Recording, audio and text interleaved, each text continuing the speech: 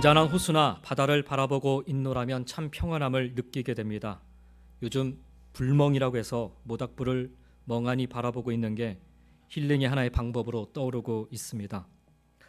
정말 그럴지는 잘 모르겠지만 어쨌든 잔잔한 바다 혹은 호수를 바라보는 것도 같은 이치라 생각이 됩니다. 그런데 불도 그렇고 바다도 그렇고 사실 그렇게 고요하고 잔잔한 것만은 아닙니다.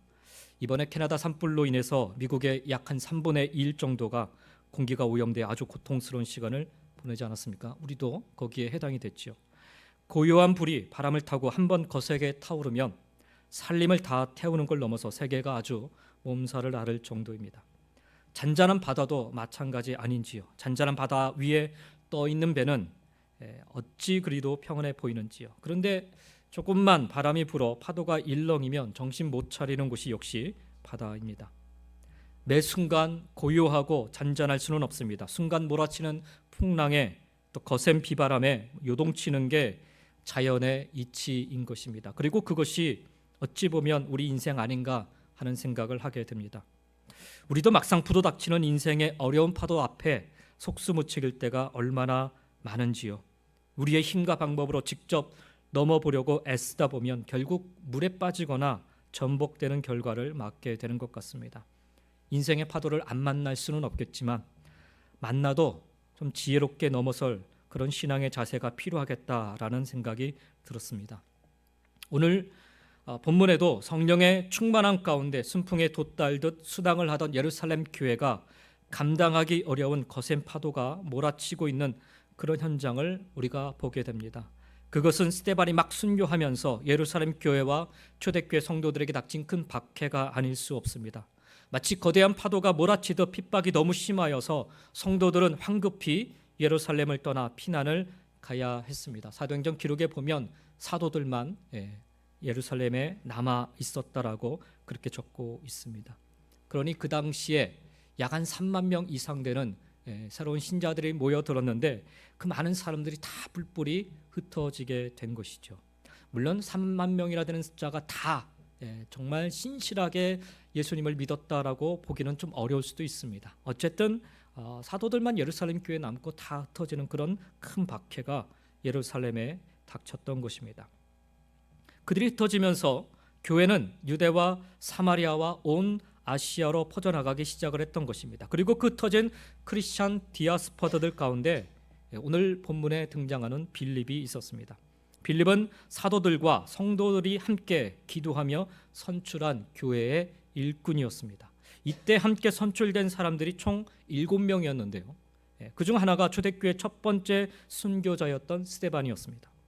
보면 교회 공동체의 필요에 의해서 일꾼을 세우게 되었는데 막상 그들은 그들의 교회의 필요에 따라 일을 하지 않고 성령의 인도하심 따라 일을 하게 됨을 보게 됩니다. 초대교회가 시작되면서 처음 일꾼을 세운 모습은 사도행전 1장에 나오고 있습니다. 바로 예수님을 배신하고 자살하여 죽은 가룟 유다를 대신하여 사도들이 다른 한 사람을 세우게 되지요. 이때 조건이 있었습니다. 사도행전 1장 21절부터 22절에 의하면 요한의 침례로부터 우리 가운데서 올려져 가신 날까지 주 예수께서 우리 가운데 출입하실 때 항상 우리와 함께 다니던 사람, 이것이 조건이었습니다. 이렇게 조건을 단 이유가 있습니다. 1장 22절에 보니까 우리와 더불어 예수께서 부활하심을 증언한 사람이 필요했기 때문입니다. 그리고 25절에 가서 보면 봉사와 또 사도의 직무를 대신할 자가 필요했었습니다. 그래서 두 사람, 그 당시에 아주 인정할 만한 바사바와 마띠아, 이 두 사람을 천거하게 되었고 투표로 그 중에 마띠아 한 사람을 뽑게 됩니다. 그렇게 성령이 임하기도 전에 사도 공동체는 비게 된 한 명의 그 사도 자리를 급히 채우게 됩니다.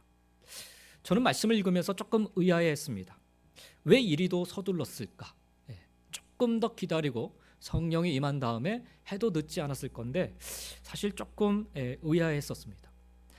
여기 그 1장에 나오는 마띠아라는 이름, 이곳 사도행전 1장에 처음에 언급된 뒤에는 신약성경 그 어디에도 등장하지 않습니다. 이상하지 않습니까, 여러분?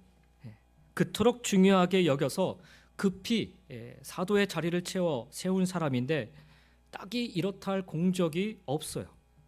사실 그렇게 따지면 베드로와 요한 외에 다른 사도들도 마찬가지인 것 같습니다. 그래서 우리는 아무 일도 안 한 사도들 리스트라도 좀 뽑아 보아야 되지 않을까, 그래서 한번 좀 평가해 봐야 되지 않나, 그런 생각을 품어볼 수가 있습니다. 그런데 사실 성경에 이름이 언급되어 있지 않다여 그들이 아무런 일도 안 한 것은 아닙니다. 이름이 언급되지 않은 데에는 중요한 이유가 있습니다. 나름 이유가 있어요. 바로 그들은 자신들의 이름보다는 복음이 드러나는 것으로 만족하며 살았기 때문입니다. 그리고 이름이 언급되지는 않았지만 성경은 예루살렘과 사마리아와 아시아 등에 흩어진 자들을 통해 계속해서 복음이 증거되어져 갔음을 밝히고 있습니다. 바로 그 중심에는 밝혀지지 않는 사도들의 발걸음이 있었던 것임을 우리는 짐작할 수 있어야 합니다. 마띠아, 1320년경에 활동했던 헬라 역사가 니케포로스의 그 교회사 기록에 따르면 마띠아는 유대에서 복음을 전하다가 카파도기아, 그러니까 오늘날 이렇게 성경에 보면 갑바도기아라고 적혀 있는데, 갑바도기아하고 이집트하고 또 에디오피아에서 복음을 전했고요.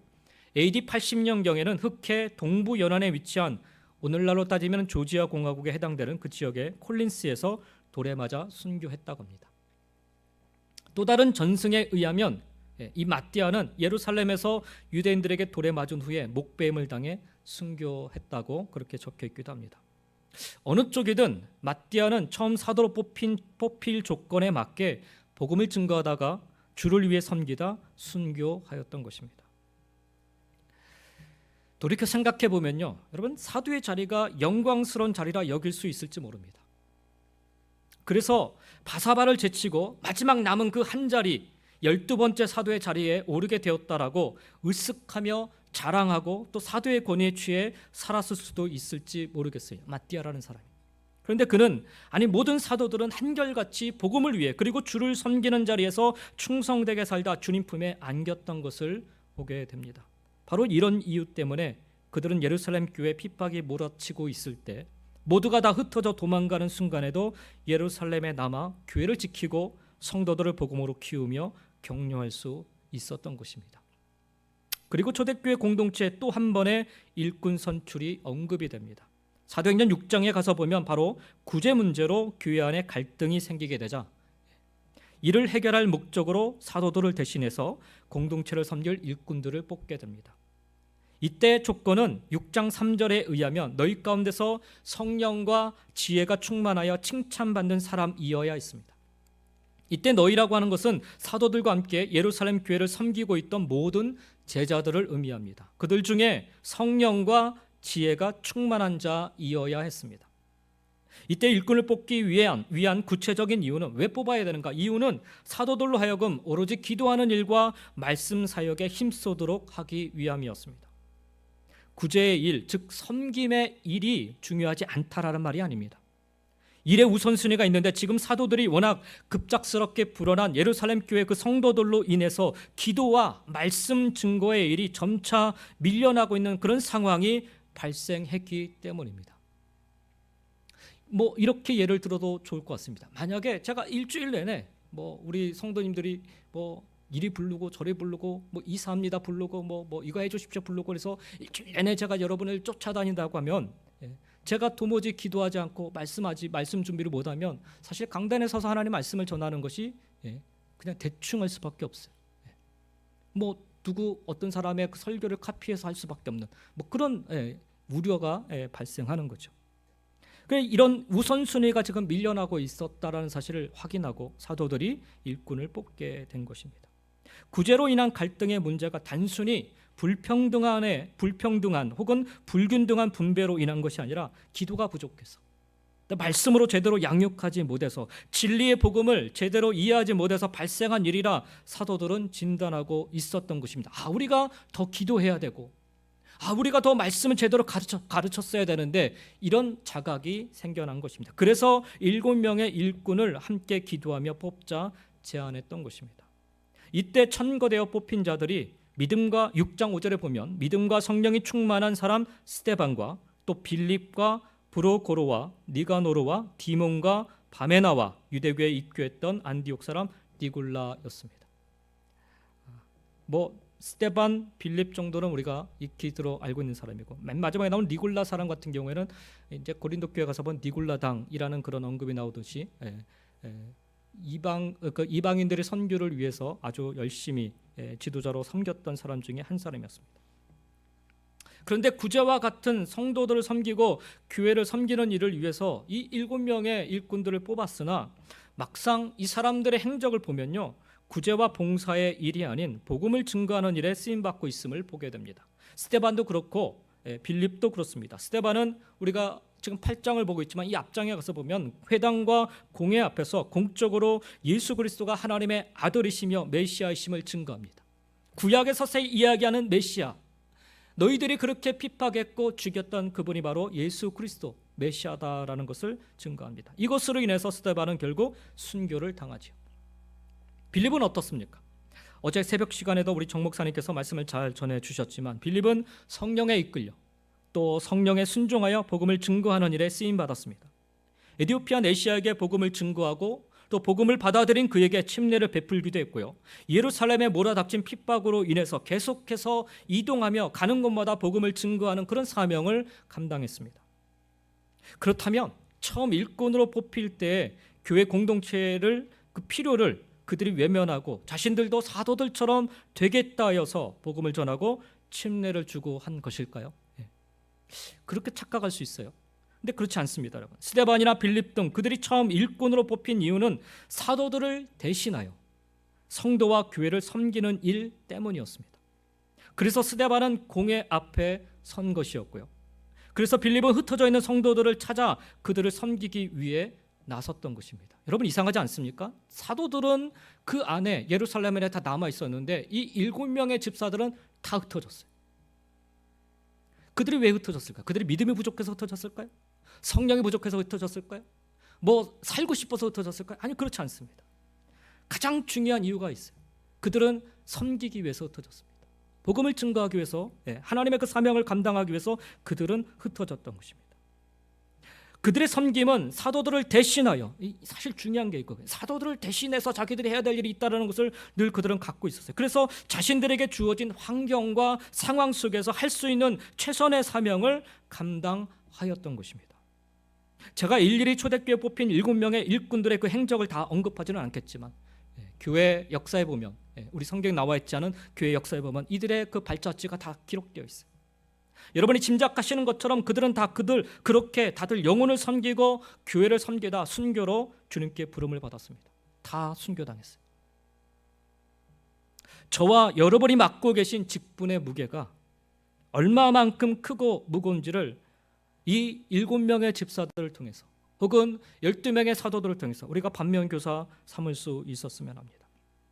오늘 본문은 이 예루살렘 교회에 불어닥친 핍박과 큰 환난 속에 성도들을 섬기기 위해, 믿음의 공동체를 섬기기 위해 성령의 음성에 순종해 발걸음을 옮겨 나가는 빌립의 모습이 계속해서 그려지고 있습니다. 아마도 그는 처음부터 사마리아 성에 찾아가 사마리아인들에게 복음을 전하려 했던 것은 아니었을 것입니다. 당시 유대인은 이방인과 피가 섞인 이 사마리아인들을 인간으로 취급조차 하지 않았고요.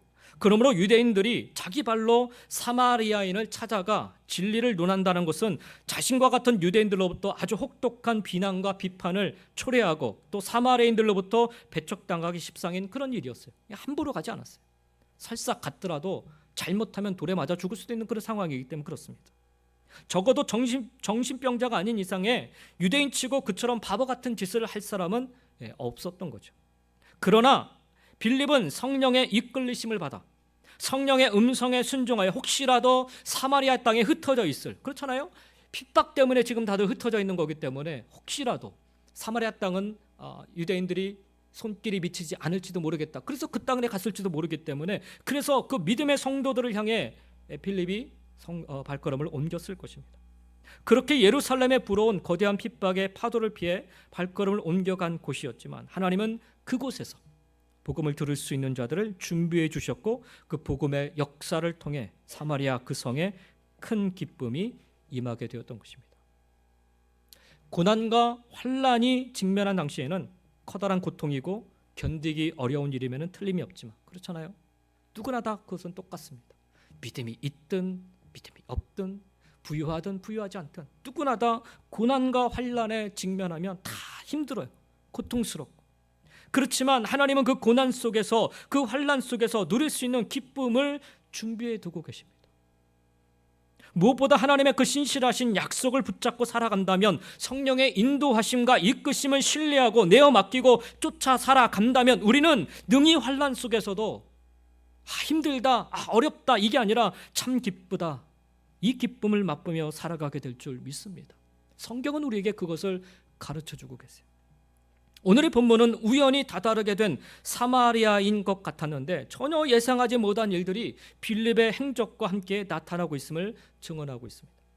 6절 말씀, 우리가 읽은 본문의 6절 말씀을 보시면 무리가 빌립의 말도 듣고 행하는 표적도 보고 한 마음으로 그가 하는 말을 따르더라라고 기록하고 있습니다.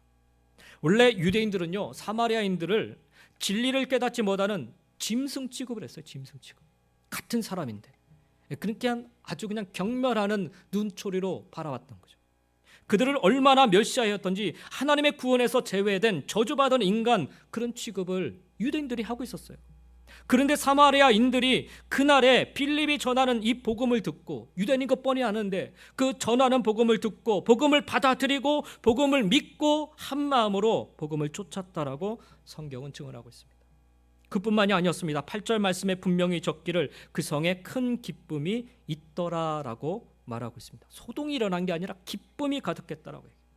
여기 우리말 있더라라고 번역된 헬라어 동사가 기노마이라는 단어인데요, 어떤 상태를 표현하기보다는 아주 역동적인 현상을 나타내는 단어로 큰 기쁨이 생겨났다, 솟아났다, 막 넘쳐났다, 이런 표현을 지금 쓰고 있는 겁니다. 이 사마리아 성에 이처럼 큰 기쁨이 솟아나게 된 배경, 이 뭐냐면 7절 말씀이 좀 밝혀주고 있는데, 많은 사람에게 붙었던 더러운 귀신들이 크게 소리를 지르며 나가고라고 얘기해요. 사마리아의 성에 큰 기쁨이 솟아났던 첫 번째 이유는 많은 사람을 괴롭히던 귀신들이 쫓겨났기 때문입니다. 헬라어 원문에는 더러운 귀신들에게 사로잡혀 있던 사람들이 크게 소리 지르며 나갔다라고 기록되어 있습니다. 천지를 창조하신 하나님의 생명과 그 능력의 말씀 앞에서 육체를 괴롭히던, 그들의 삶을 고통으로 내몰던 더러운 귀신들이 쫓겨남으로 말미암아 비로소 그들은 인생의 참된 기쁨을 맛보게 된 것입니다. 그 기쁨을 누릴 수 있게 된 것입니다. 근데 여러분, 그뿐만이 아니었습니다. 우리가 오늘 이 시간에 주의를 기울여 좀 살펴보고자 하는 것은 사실 두 번째 이유, 사마리아 성에 이 기쁨이 솟아난 두 번째 이유 때문에 그렇습니다. 이어지는 7절 하반절 내용을 보면 또 많은 중풍병자와 못 걷는 사람이 나으니라고 적혀 있습니다. 여기 못 걷는 사람으로 번역된 헬라어 콜로스라는 단어는 나면서부터 걷지 못하던 선천적 불구자를 뜻합니다. 지난 시간에 말씀드렸던 사도행전 4장에 나와 있는 그런 나면서부터 걷지 못하는 자를 뜻하는 그런 말이기도 합니다. 2000년 전에 중풍병자나 선천성 불구자라면 오늘날로 말하면, 요즘 말로 말하면 모두 불치병 환자들이에요. 불치병. 당시 의학으로는 도저히 손도 댈 수 없는 불치의 환자들이 말씀의 능력으로 의하여서 깨끗하게 치유되었고, 그로 인하여서 사마리아 성에 큰 기쁨이 샘솟게 되었던 것입니다. 불치의 환자가 치유되는 생명의 역사가 일어났는데 그곳에 큰 기쁨이 샘솟지 않는다면 그게 오히려 이상한 일일 것입니다. 2000년 전에 사마리아에서 고통받던 불치의 환자들을 치유한 말씀은 다른 말씀이 아니었어요. 빌립이 그들에게 전했던 말씀은 바로 오늘날 우리에게도 주어지는 이 복음의 말씀이었습니다. 바꾸어 말하면 2000년 전에 사마리아의 그 불치병자들을 치유하여 그곳에 큰 기쁨이 샘솟게 한 이 말씀은 오늘날에도 똑같은 능력을 가진 우리가 받고 있는 생명의 말씀인 것입니다. 이 말씀은 영원하신 하나님, 전능하신 하나님의 말씀이기 때문에 그렇습니다. 우리 주위에도 현대의학으로 고칠 수 없는 불치의 병으로 고통당하는 분들이 계십니다. 빌립으로 말미암아 사마리아의 성에 이 치유의 역사가 나타나 큰 기쁨이 임했던 것처럼 오늘 우리들에게도 주님의 말씀을 믿는 분들이 말씀의 능력으로 치유되기를, 그래서 그분들의 가정과 우리 교회에 큰 기쁨이 샘솟아 나기를 간절히 기도드립니다. 근데 우리 신앙은 육체의 병낫기를 간과하는 곳으로 멈추지 마시고 거기서 한 걸음 더 나아갈 수 있어야 됩니다. 2000년 전에 사마리아에 그 불치병자들이 나옴으로 분명히 사마리아 성에는 큰 기쁨이 있었어요. 그런데 그 기쁨의 원인이 단지 육체가 치유된 것뿐만 아니라 과연 그 기쁨이 그 육체가 치유된 것뿐이었다면 과연 그 기쁨이 얼마나 지속될 수 있었겠습니까? 우리는 육체의 소원이 이루어졌을 때 큰 기쁨 속에서 주님을 찬양하지만 그때의 기쁨이란 이내 사라져버리고 만다라는 사실을 그동안 수도 없이 경험해왔습니다. 경제적인 어려움이 왔을 때 경제적인 어려움이 조금 해결받으면 얼마나 기쁜지 몰라요. 근데 그게 오래 가던가요? 저 같은 경우에는 오래 가지 않더라고요. 뭐 예전에는 뭐 1000불만 있으면 좋겠다 그랬는데 1000불이 채워지고 나면 그 다음에는 2000불이 있었으면 좋겠다 이런 마음이 자꾸 드는 거죠. 그러니까 그때 당시에는 참 기쁜데 이게 기쁨이 오래 가지 않아요. 질병도 마찬가지예요. 내가 참 아픈데 이 아픔에서 치유받으면 좋겠다라고 해서 하나님께서 somehow 어떻게 하나님 나를 치유해 주셨는데 그게 오래 가지 않더라고요. 시간이 지나니까 또 다른 갈망이 생겨요. 오히려 육체의 소원이 이루어짐으로 인해서 새로운 불만이 생기거나 하나님과 더 멀어지는 경우는 또 얼마나 자주 있게 되는지요. 게다가 성경은 육체의 질병이 낫지 않는 것 역시 주님의 은혜임을 분명히 밝혀주고 있어요. 구약 성경에서 모세담으로 많은 이적을 행하였던 선지자 중에 선지자는 엘리사인데요. 엘리사는 죽을 병, 다시 말해서 치명적인 병에 걸려 죽습니다. 죽을 사람을 살리는 능력을 지녔던 엘리사 자신이 정작 죽을 병에 걸려 죽었다라는 것은 이게 얼마나 난해한 일입니까? 그러나 엘리사는요, 자신의 병 낫기를 단 한 번도 기도하지 않습니다. 그는 죽을 병을 통한 죽음을 믿음으로 받아들입니다. 죽음을 통하지 않고서는 영원한 하나님의 나라에 임할 수 없기에 믿는 사람에게는 어떠한 형태의 죽음이든 하나님 나라에 이르게 하시기 위한 하나님의 은총임을 그는 알았기 때문입니다. 신약 성경에 나오는 사도 바울 역시 죽을 때까지 불치의 지병에 시달리지 않았습니까? 그가 하나님의 말씀을 온전히 믿지 않았거나 주님께서 그를 사랑하지 않았기 때문에 그 질병이 떠나지 않았던 걸까요? 아니요, 그렇지 않습니다. 오히려 그 반대였죠. 주님께서는 그를 당신의 눈동자처럼 사랑하셨기 때문에 죽은 사람마저 살릴 수 있는 능력을 그에게 주시면서도 그로 인해 그가 교만에 빠지지 않는, 더더욱 겸손하게 주님만 의지하는 진정한 크리스천으로 살아가도록 그를 지켜주시기 위하여서 그를 그대로 내버려 두셨어요. 오늘 보면 8절이 언급하고 있는 기쁨, 헬라어로 카라라고 얘기하는데요, 주님의 은혜로 인해서 일어나는 본질적이고도 지속적인 기쁨을 의미하는 단어입니다. 세상에서 즐기는 단어가 아니에요. 그 기쁨이 아닙니다. 일시적이거나 순간적인 기쁨을 뜻하지 않는 그런 이 특별한 단어입니다. 만약에 사마리아의 그 불치병자들이 단지 육체의 치유만을 얻었다면 사마리아의 기쁨이 본질적이고도 지속적인 기쁨일 수는 없었을 것입니다. 그런 경우에 기쁨이었다면 그 기쁨은 얼마 지나지 않아서 대체 언제 기뻐했느냐는 듯이 흔적도 없이 사라져버리고 말았을 것입니다. 그러므로 우리는 비록 고난과 환난 중이지만 성령의 이끄심과 음성에 순종하여 나아간 하나님의 일꾼을 통해 사마리아에서 본질적이고도 지속적인 기쁨이 솟아났음을 증언하는 오늘 말씀을 통해서 우리가 과연 기대하고 누려야 할 참된 기쁨은 무엇인지 좀 살펴보기를 원합니다. 오늘 말씀을 여러분 잘 보시기 바랍니다. 7절 하반절을 다시 한번 보시면 또 많은 중풍병자와 못 걷는 사람이 나으니라고 적혀 있습니다. 여기 우리말로 나으니라는 말, 번역된 헬라어 단어는 데라피오라는 단어인데 오늘 이 단어를 중심으로 여러분에게 말씀을 좀 나누기 원하는데, 이 단어 데라피오라는 단어는 치유하다라는 의미와 동시에 영어로 보면 to serve라는 그런 뜻을 가지고 있습니다. 이 데라피오가 여러 가지 단어를 갖고 있어요. 의미를 갖고 있어요. 여러분 아시다시피 to serve는 예배 드리다라는 의미입니다. 우리가 예배 영어로 얘기할 때 서비스라고 표현하지 않습니까? 그래서 오늘 본문의 말씀을 다르게 좀 표현하면 또 많은 중풍병자와 못 걷는 사람이 하나님께 예배 드리니 그 성에 큰 기쁨이 있더라라는 의미가 됩니다. 빌립이 전하는 복음의 말씀을 받아들이고 믿었다고 해서 사마리아에 있는 모든 불침병자가 다 나은 것은 아닐 수도 있었을 거예요. 그들 가운데에는 계속 불치의 병을 안고 살아야 하는 사람도 있을 수 있었습니다. 그러나 육체의 질병의 치유 여부와 상관없이 복음의 말씀을 믿음으로 받아들인 그들은 모두 하나님께 예배드리는 예배의 사람이 되었고요, 그로 인하여서 사마리아에는 큰 기쁨이 샘솟게 되었습니다. 사도행전 4장에서도 그 날 때부터 걷지 못했던 성전 미문에서 구걸하던 그 사람이 치유받자 가장 먼저 한 일이 뭐예요? 성전에 들어가서 하나님을 찬양하고 예배하는 일이었어요. 기쁨은 단순히 육체의 질병이 나았을 때 기쁨과는 비교도 할 수 없는 본질적으로도 지속적인 기쁨이었던 것입니다. 창세기 2장에 의하면 하나님께서는 사람과 짐승을 모두 흙으로 지으셨습니다. 흙으로 지어졌다라는 사실에 관한 한 인간과 짐승 사이에 아무런 차이가 없어요. 짐승도 흙으로 지은 거예요, 그때 당시에. 그러나 인간의 경우에는 하나님께서 흙으로 빚으신 다음에 당신의 생기를 불어넣어 주심으로써 생명이 되게 하셨습니다. 생명의 삶을 살지 못하는 인간은 짐승과 구별될 수 없게 만드신 것입니다. 그러므로 인간과 짐승의 유일한 구별점은 바로 예배입니다. 하나님의 영이시니 예배하는 자가 영과 진리로 예배할지니라. 하나님께 예배 드릴 줄 아는 사람만 하나님과의 바른 관계 속에서 진정 사람다운 삶, 하나님의 생기를 품은 생명다운 삶을 살 수 있기 때문입니다. 제가 개인적으로 참 좋아하는 신학자인 윌리엄 템플은 예배를 이렇게 정의해요. 제가 찬양 사역자였기 때문에 예배에 대해서 참 많이 좋아했었는데, 이분이 이런 얘기를 해요. 예배란 우리의 모든 존재를 하나님께 굴복시키는 거다.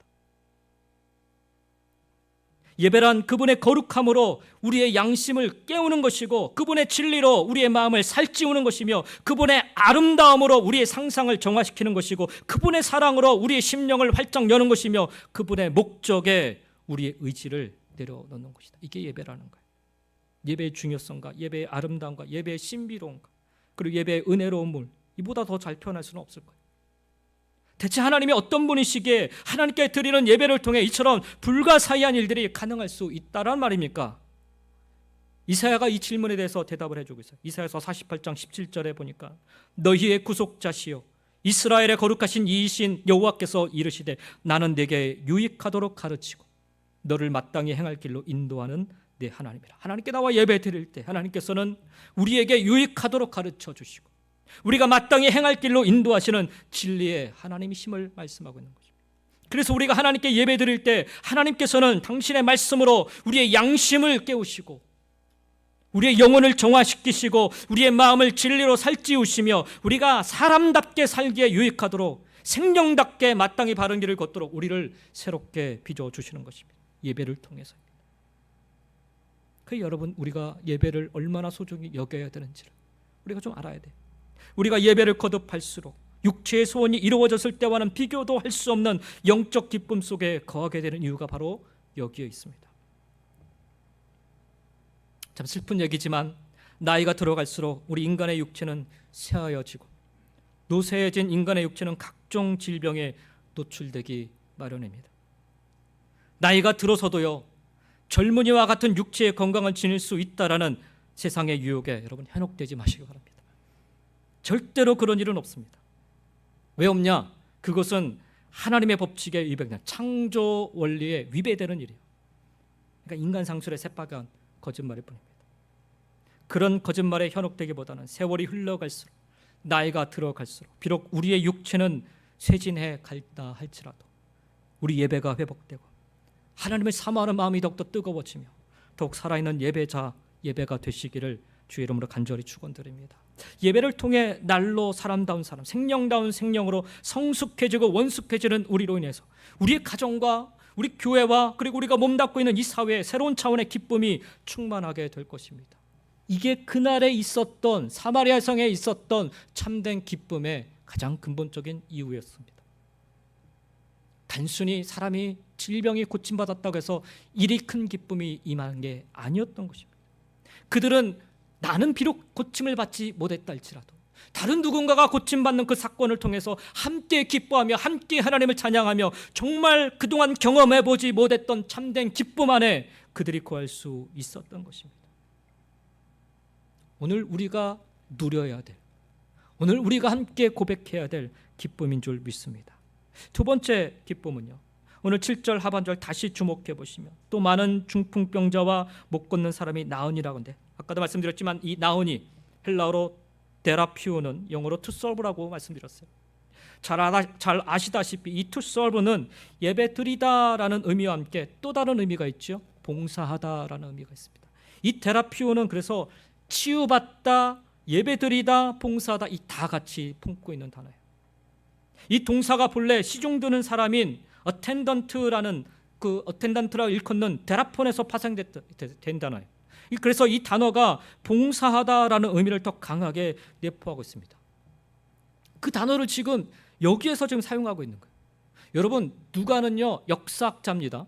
의사이기도 하지만. 그래서 상황과 그 서술할 때 아주 정교하게 아주 의미를 가장 많이 생각해서 그 특별한 단어들을 사용하고 있어요. 그래서 이 사마리아 성에 일어난 이 기쁨을 표현할 때 그래서 특별히 이 테라피오라는 단어를 사용하는 거예요. 그냥 치유받은 단어는 다른 단어들이 있어요. 그냥 쉽게 사용하는 단어인데 특별히 누가는요 이 테라피오라는 단어를 통해서 사마리아 성에 어떤 기쁨이 있었는지를 지금 아주 자세하게 설명하고 있는 거예요. 그래서 여러분 이 단어가 봉사하다는 의미를 좀 더 강하게 내포하고 있는데요. 본문을 그 의미로 좀 다시 한번 이렇게 번역을 해보면 많은 중풍병자와 못 걷는 사람이 사람에게 봉사하니 그 성에 큰 기쁨이 있더라라고 그렇게 번역이 될 수 있습니다. 이미 말씀드린 바와 같이 본문 속의 중풍병자와 선천적 불구자들은 2000년 전 당시에 불치의 환자들이었어요.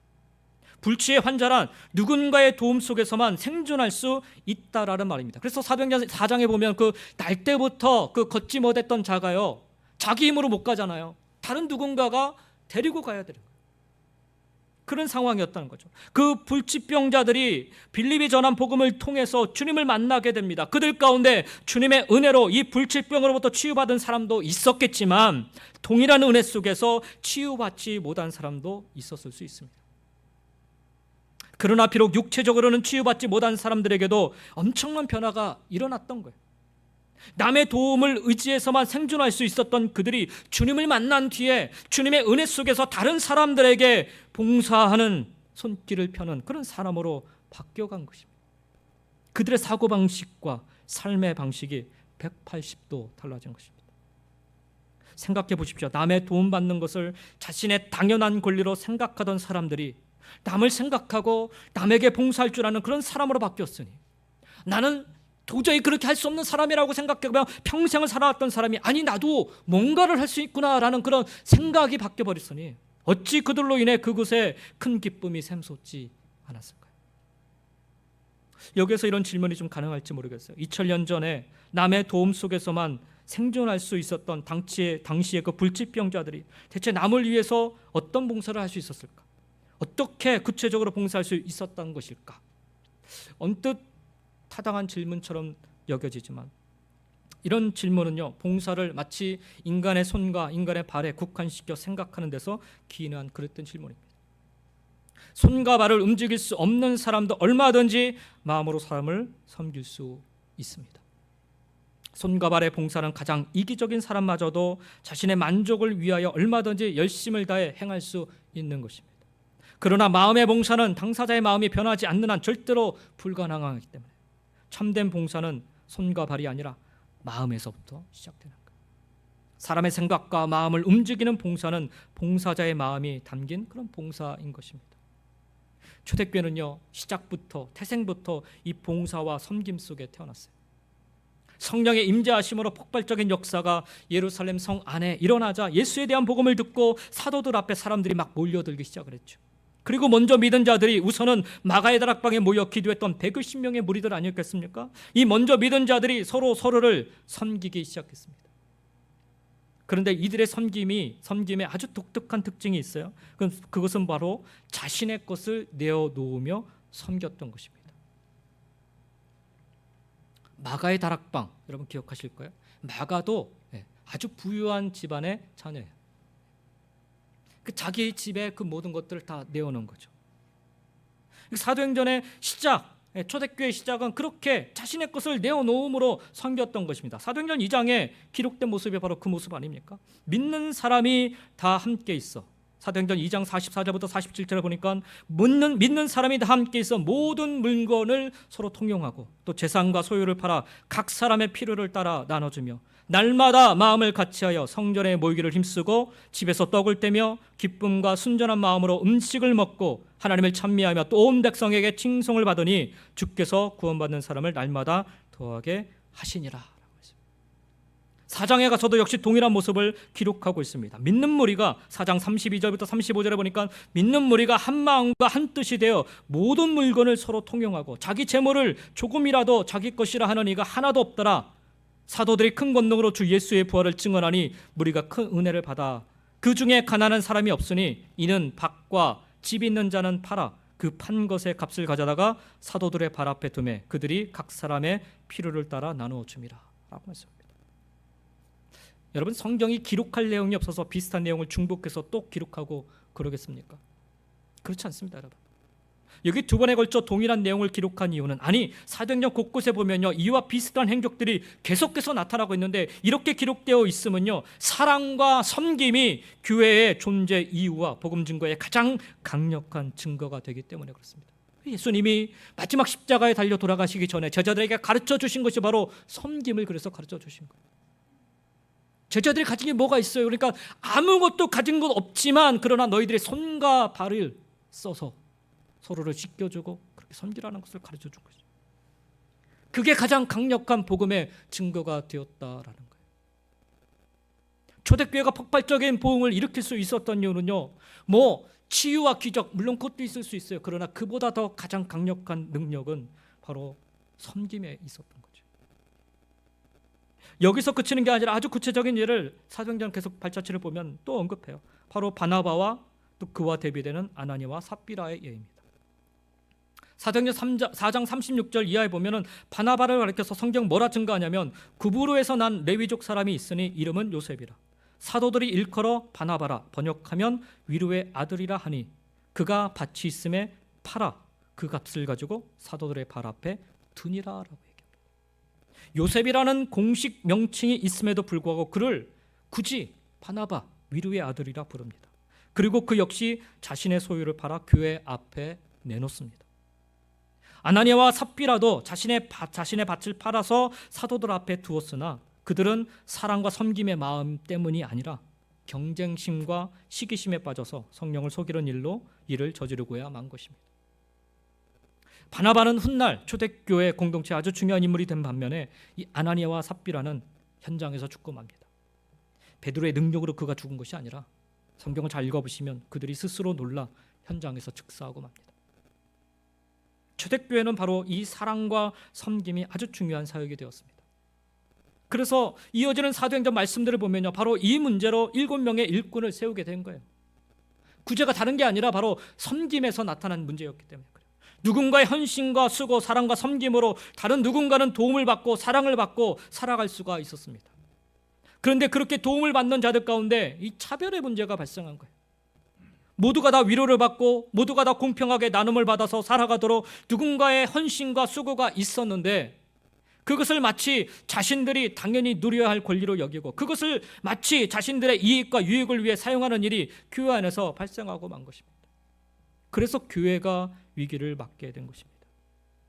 사도들은 지혜를 모았고 무엇을 놓치고 있었는지를 확인하게 되었고 그래서 사도들을 대신하여서 계속해서 사랑과 섬김의 손길을 펼칠 일꾼들을 뽑게 된 것입니다. 보면요, 여러분, 초대교회는 계속해서 이 사랑과 섬김 속에 유지되어 왔습니다. 오늘 사마리아 성에 임한 기쁨도 동일한 맥락 속에 이해할 수 있습니다. 예수님이 보여주신 것처럼 빌립이 먼저 본을 보였고 그 모습을 보고 믿고서 서로가 서로를 위한 섬김의 손길을 펼치는 가운데 부족하지만 연약하지만 그 속에서 참된 기쁨을 찾고 발견할 수 있게 된 것입니다. 여러분, 손양한 목사님을 기억하실지 모르겠어요. 사랑의 원자탄이라. 이분이 애양원이라고 해서 나병 환자들이 모여 있는 곳에 처음에 가셔서 이제 교회를 세우시고 그들에게 이제 복음을 전하는데 아무도 웰컴을 안 하는 거예요. 받아들이지 않는 거예요. 복음을 전해도 아무도 듣지 않고. 그래서 이분이 방법을 바꿨어요. 그냥 가서 그분들 치료한 거 다 닦아주고 심지어는 어떤 분은 그 고름, 몸에 난 그 고름도 입으로 다 빨아서 다 닦아주고. 그때부터 이분들이 이 나병 환자들이 마음을 열기 시작했다는 거예요. 이분은 우리를 그냥 왔다 가는 그런 사람이 아니라 우리를 그냥 지켜보고 왔다 가려고 하는 사람이 아니라 우리를 정말 사랑하는 분이구나. 그래서 그들이 마음을 열고, 그래서 애영한 교회가 세워지게 된 거죠. 빌립이 이들에게 보였던 모습이 무엇일까? 단순히 그들에게 복음만을 전했을까요? 저는 그렇지 않다고 생각합니다.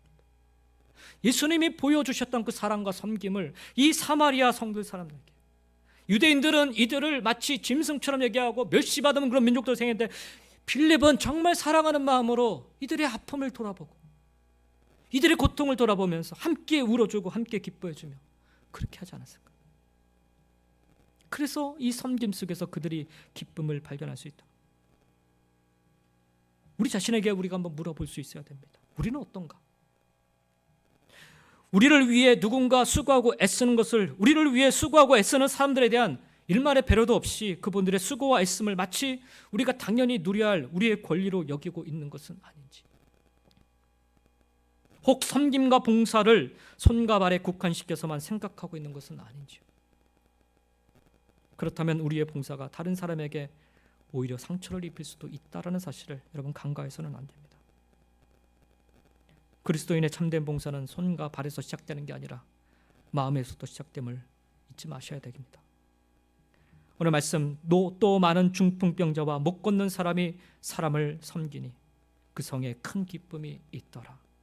우리가 살다가 뜻하지 않게 그런 치유받지 못할 그런 불치병에 걸릴 수도 있습니다. 육신이 늙어 멀쩡하던 두 다리를 움직이지 못할 수도 있어요. 말기 암 환자가 되어 병원에 누워 있어야만 할 수도 있을지 모릅니다. 그러나 그 어떤 상황 속에서도 사람을 섬기려는 마음만 지니고 있다면 우리가 어디에 있든 그곳에는 큰 기쁨이 샘솟게 될 것입니다. 사람을 섬기려는 마음을 지닌 우리로 인해서 우리가 처해 있는 곳의 분위기가 달라지게 됩니다. 체감 온도가 달라집니다. 공기의 진동이 달라집니다. 무엇보다 우리의 그 마음을 통로로 삼아서 주님께서는 많은 사람의 인생을 새롭게 하여 주실 것입니다. 사마리아의 성에 임한 큰 기쁨은 바로 이와 같은 기쁨이었어요. 사랑과 섬김과 봉사를 통해 누리게 된 큰 기쁨이었습니다. 그들이 치유받아서 누렸던 기쁨이 아니라 고통 중에 있지만 빌립이 보여줬던 것처럼, 예수님이 가르쳐 주셨던 것처럼 그렇게 아픔 중에도 고통 중에도 서로를 돌아보고 위로하고 격려하는, 사랑하는 모습을 통해서 그동안 느껴보지 못했던, 그동안 경험해보지 못했던 그 기쁨을 그들이 누리게 된 것입니다. 사랑하는 성도 여러분, 그렇습니다. 예루살렘에 불어닥친 거센 핍박이 빌립을 사마리아 땅으로 내몰았지만 결국 복음의 역사 모두가 외면한 그 복음의 역사가 그 모두가 외면한 사마리아 성에 또 사마리아 사람들에게 증거될 수 있었습니다. 그리고 생명의 말씀 복음의 능력으로 그 땅에 예배가 회복되고 섬김과 봉사가 회복됨으로 진정한 기쁨, 큰 기쁨을 그들이 누릴 수 있게 되었습니다. 핍박이라는 거센 파도를 하나님이 주신 기회라 만약 제자들이 이해하지 못했다면 결코 경험하지 못했을 기쁨이었습니다. 단순히 귀신이 쫓겨나가고 병자들이 치유받는 일시적인 현상만을 줬던 그런 신앙이었다면 결코 경험하지 못했을 그런 기쁨이었습니다. 사랑하는 성도 여러분, 큰 핍박을 통해 일하시는 하나님의 손길 속에 나타난 진정한 기쁨, 오늘 우리도 깨달을 수 있기를 간절히 축원드립니다. 특별히 예배를 통해 경험하게 되는 이 진정한 기쁨을 맛볼 수 있기를 원합니다. 그리고 사랑과 섬김 그리고 봉사를 통해 누리게 될 진짜 기쁨을 여러분 모두 회복하시기를 예수님의 이름으로 간절히 축원드립니다. 기도하겠습니다. 우리 한번 말씀을 기억하면서 함께 잠깐만 우리 기도하는 시간 가졌으면 좋겠습니다. 나는 어디에 기쁨의 목적을 두고 있는가? 나는 무엇에 기뻐하기를 원하는가? 나의 만족이 채워지는 것으로 그저 나는 기뻐하려고 하는가? 내 필요가 채워지는 것 때문에 나는 오늘 기쁨을 소유하기를 원하는가? 오늘 말씀을 통해서 단지 질병이 치유되고 우리가 회복되는 것이 끝이 아니라 이런 모든 것을 통하여서 우리가 기쁨을 누릴 수 있는 것은 하나님을 예배해야 되고 우리가 섬김의 자리로 나갈 수 있어야 됩니다. 나이가 많다고, 나이가 너무 어리다고, 경험이 없다고 여러분 그렇게 핑계대지 마시고 오늘 내 삶 속에 친히 찾아와 말씀하여 주신 하나님의 은혜를 우리가 기억하면서 은혜 받았다면, 은혜 받은 자라면, 예수님을 믿는 자라면 오늘 사마리아 성에 임했던 이 기쁨처럼 하나님 우리에게도 이 참된 기쁨이 가득할 수 있도록 나를 변화시켜 주시고 나를 이끌어 주시옵소서. 잠깐 기도하도록 하겠습니다.